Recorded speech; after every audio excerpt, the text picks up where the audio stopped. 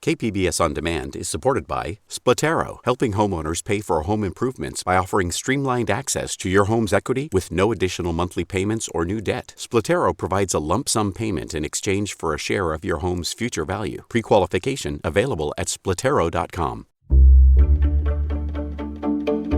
Good morning. I'm Annika Colbert. It's Friday, April 22nd. The San Dieguito superintendent on administrative leave. More on that next, but first, let's do the headlines. A 16-year-old boy has now been charged with attempted murder and with committing a hate crime in an attack on a black girl in Lakeside last weekend. The boy has pleaded not guilty to the charges. The attack prompted a town hall earlier this week where many voiced their frustrations that bystanders weren't also charged and arrested. They claimed members of the boy's family not only watched the attack but also yelled racial slurs. At the meeting, the DA's office said it couldn't prosecute bystanders, but on Thursday, DA Summer Stephan said in a statement that her office will investigate and hold everyone responsible to account. Civil rights attorney Dan Gillian says the reversal is not surprising because DAs are politicians. That's why I think we see the reversal, is that, oh, okay, well now the community is actually watching what we're saying and there's outrage, so let's send this opposite signal now. He says that the DA charging others in the case is unlikely because it'll be tough to prove, but he says that shouldn't be a deciding factor in whether or not to prosecute. Despite rising mortgage rates, San Diego's housing market hit a new record high in March. According to CoreLogic and DQ News, the median price of a home hit $805,000. Prices were up nearly 19% in a year. It'll be windy again in the county today. The National Weather Service has issued a wind advisory for the mountain and desert areas. It'll be in effect through 6 p.m. tonight. Winds will be up to 35 miles per hour with gusts up to 70. From KPBS, you're listening to San Diego News Now. Stay with me for more of the local news you need. KPBS On Demand is supported by Latino Legacy Foundation, presenting their Storyteller series, Reach for the Stars with Ellen Ochoa, the first Latina astronaut. Welcome Serenade by the all-female mariachi Amapolas, Sunday, June 29th. More at latinolegacyfoundation.org.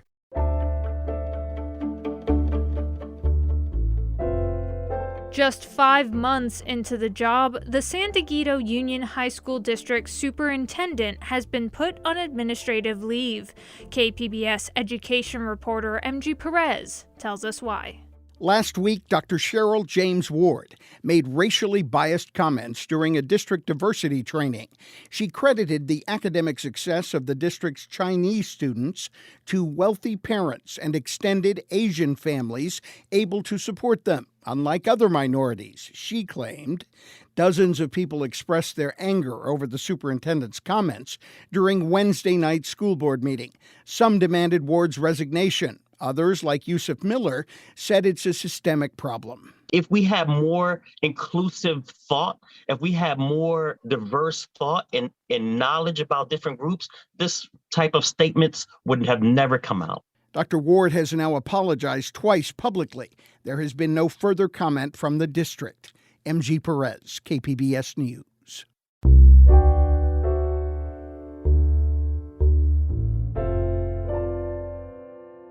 The United States faces big challenges when it comes to breathing healthy air, and the biggest obstacles are found right here in California. KPBS reporter John Carroll has more on the findings of a new report. 9 in 10 people in the Golden State live in counties impacted by poor air quality. That's just one of the findings in the latest State of the Air report from the American Lung Association. In California, the transportation and fossil fuel sectors are still the biggest offenders, producing about 80% of smog. Then there are the immense amounts of particulate pollution from ever-worsening wildfires. San Diego came in 6th worst when it comes to air pollution, although the air quality here did improve from where it was in the last report. Will Barrett from the Lung Association says communities of color and economically disadvantaged areas suffer the most. Let's say you're in a neighborhood near the Port of San Diego, and you're dealing with thousands of truck trips, ships, trains, all of those sources of pollution, and then you have wildfire smoke layered on top of that, that's just adding insult to injury. Barrett says people need to seriously consider how they can reduce their own carbon footprints and pressure lawmakers to do more to address climate change. John Carroll, KPBS News. Earth Day is here, and big volunteer cleanups and trash pickups are happening this weekend. At the top of the litter list, single-use plastics. The problem is that plastic doesn't go away, it's ingested by wildlife, and it ends up in the ocean. Ian Monahan is the Director of Marketing and Philanthropy for I Love a Clean San Diego County. He spoke to KPBS Midday Edition host Maureen Cavanaugh. I Love a Clean San Diego is sponsoring a 20th anniversary cleanup event. Can you tell us about it? Sure. This is an event that, has been happening for 20 years right here in San Diego County. It's completely homegrown, and it's called the Creek to Bay Cleanup. And it's a tie between the landscape of San Diego, from the mountains to the bay and the ocean. And we're placing an emphasis on the environment and a clean environment. So on Saturday, April 23rd, there's going to be over 5,000 volunteers across San Diego County participating at sites from the coast to the inland communities, getting out there and cleaning up litter and debris that ultimately pollutes our waterways, our environment, and end up in our bay and ocean.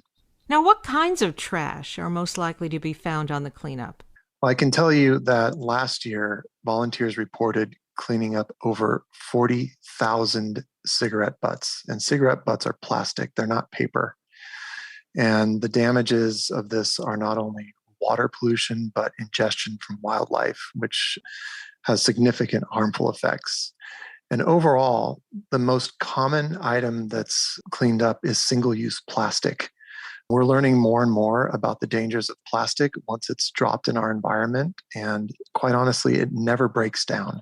We're finding it now at the molecular level, and it infects so many portions of our landscape as well as the ocean.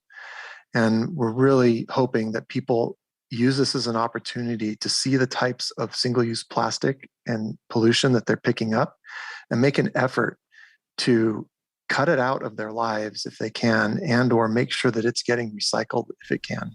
How much overall trash do volunteers usually remove on these cleanup days? We experienced a dip over the pandemic, but the big news this year is that we're back in person with large groups around the county. We're expecting volunteers to collect somewhere in the neighborhood of 100,000 pounds of litter in about 3 hours during this event.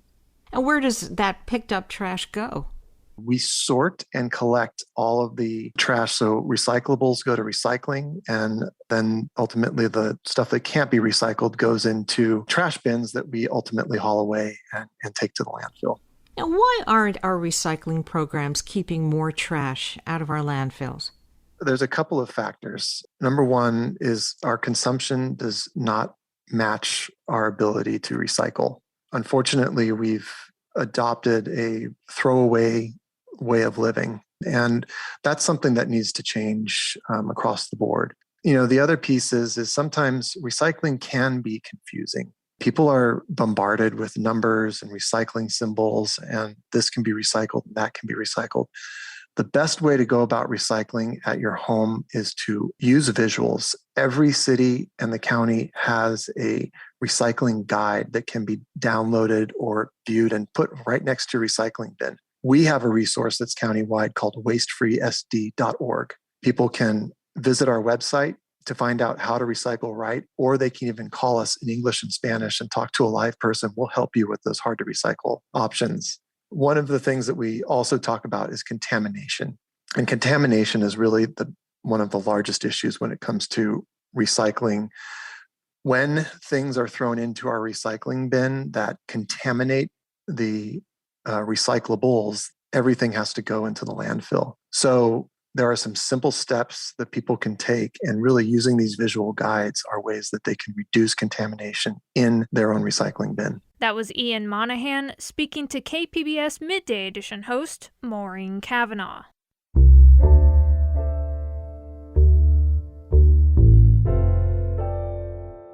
San Diego City Council members on Thursday reviewed 5 competing proposals to redevelop the sports arena property in the Midway District. KPBS Metro reporter Andrew Bowen says city staffers wanted to thin out the competition. The arena property spans almost 50 acres in a blighted neighborhood that's been begging for investment. City staffers wanted to eliminate 2 of the 5 proposals, both of which seek to renovate the existing arena, while the rest would replace it from scratch.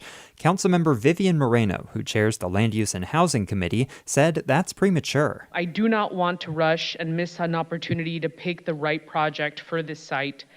We have a recent history under the prior mayoral administration of rushing through real estate deals at the expense of proper due diligence. The committee voted to keep all 5 proposals in the running. The full city council will weigh in on the process in the coming months. Andrew Bowen, KPBS News. Coming up, we bring you the story of a nonprofit organization that merges agriculture, kitchens, and employment to change lives for refugees and immigrants in San Diego. That's next, just after the break.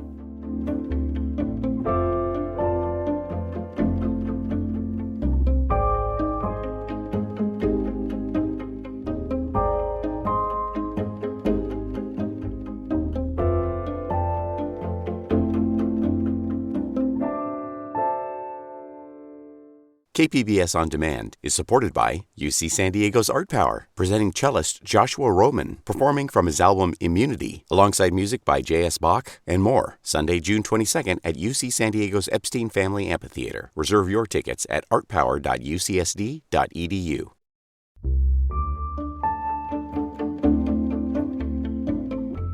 A restaurant, an urban garden, and a job training center for immigrants and refugees. That's the business model of Make Projects in North Park. Speak City Heights reporter Jacob Ayer shows us the impact the nonprofit is having in the lives of San Diegans. A lush garden, quaint patio, and a group of eager high school students are some of the first things you notice at Make Cafe. The North Park restaurant is part of Make Projects, a nonprofit organization whose acronym stands for Merging Agriculture, Kitchens, and Employment. We have an amazing urban farm. It's a working farm. We have a restaurant that has Thursday and Saturdays dinner service and brunch service. And then we're also a private events catering company. Make Projects founder and executive director, Anchi May, says they offer paid job training programs for refugee and immigrant youth and adults. We have the youth enroll in a 6 to 8 week paid work experience. They're working about 10 hours a week on the farm, in the restaurant, and they have an hour a week of job readiness training. The adults are 3 months long and they are a bit more intensive, 12 to 15 hours a week. A few of the recent Make Projects youth participants include sophomore Nadine Osman and junior Hanan Idris. They both attend Crawford High School in City Heights and were friends before joining the program. There's 4 positions. We switch out, so there's hostess, server, beverage, and the person who does the farm tours. Osman says the program gives them a low-stress opportunity to improve their public speaking, writing, and interview techniques.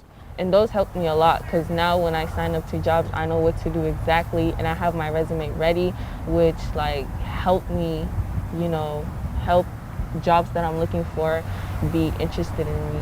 Senior farm trainer Robbie Wilcox teaches students like Osman and Idris about those job skills, as well as providing food and gardening knowledge. He says they have trainees lead farm tours to build their confidence. So if you learn not necessarily how to farm, but nutrient cycling or organic pest management, or even what these different varieties are, how to cook with them, how to talk about them, you can kind of work that public speaking, professional kind of practice muscle without having to mind the well all the time. Another way that Make Projects trains youth and adult participants is through the hands-on jobs of the restaurant business. Jeanette Sandoval supervises the cafe. So for a lot of our adult trainees, language barriers are really hard for them. So they usually go to back of house because it's easier to communicate through kitchen and food than it is to communicate through only verbal language. May says Make Projects is currently 15% self-sustaining from their business income, but aims to be at 80% in the next 5 years. That growth would come from their multiple channels that fund their mission, including a vegetable box CSA subscription and their growing cafe, which was an accidental byproduct of the pandemic. Originally it was catering, and that was, so sad to see all that business go away. But when we reinvented with a restaurant model, that's become so much more impactful for our participants, because now they're learning all those soft skills and social skills that are directly translating into better employment. Idris says the program is a place of acceptance, where trainees learn job and life skills from staff who are patient and kind. Make Project, it has very good coworkers, and everyone around is really, really sweet, and they help a lot if you need it, and they're just always there. It's a really good environment especially for your mental health. For now, Idris is focused on applying to universities this upcoming fall. Her goal is to eventually open a nonprofit organization that builds on the lessons she learned from Make Projects. And Osman is excited to begin her new job making pizzas at Little Caesars, a role she had help applying for through the program. Jacob Ayer, KPBS News.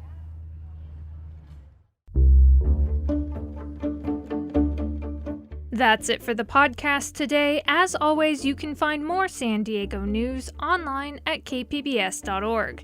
This podcast was edited by Julia Mitrich and produced by me, Annika Colbert. Thanks for listening, and have a great weekend.